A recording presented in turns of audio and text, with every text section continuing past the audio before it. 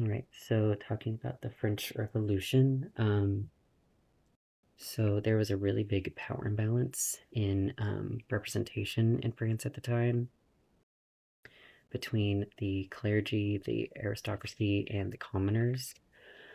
So the clergy and the aristocracy were like 2% of the or of the country, and the commoners were the other 98%. But each one of those three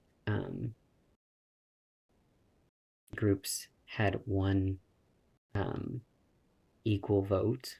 Um, there were the three estates. Um, so this kind of like made people, and the aristocracy and the clergy were like, they didn't pay taxes, but the commoners did. And even in like some of the worst financial times, the commoners would be starving and they would still have to pay their taxes or whatever. And the clergy and the aristocracy would be eating just fine.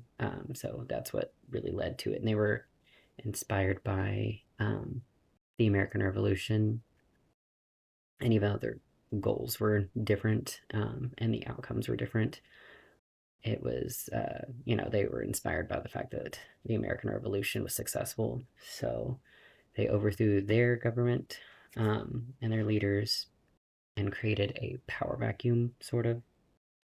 And it caused a lot of internal struggles, and they had to defend themselves from external forces while they were in this state of like chaos and turmoil. And so a lot of like smaller factions of government groups, or not government groups, but like, you know, people with revolutionary ideas were trying to band together, and it ended up creating the Jacobians, like the group of people who had the reign of terror. And they basically had a lot of propaganda, and they would threaten people, and they would execute them if they fought against them. And they were incredibly violent, to because they felt like instilling the fear was the only way to get the support for the revolution that they thought they needed.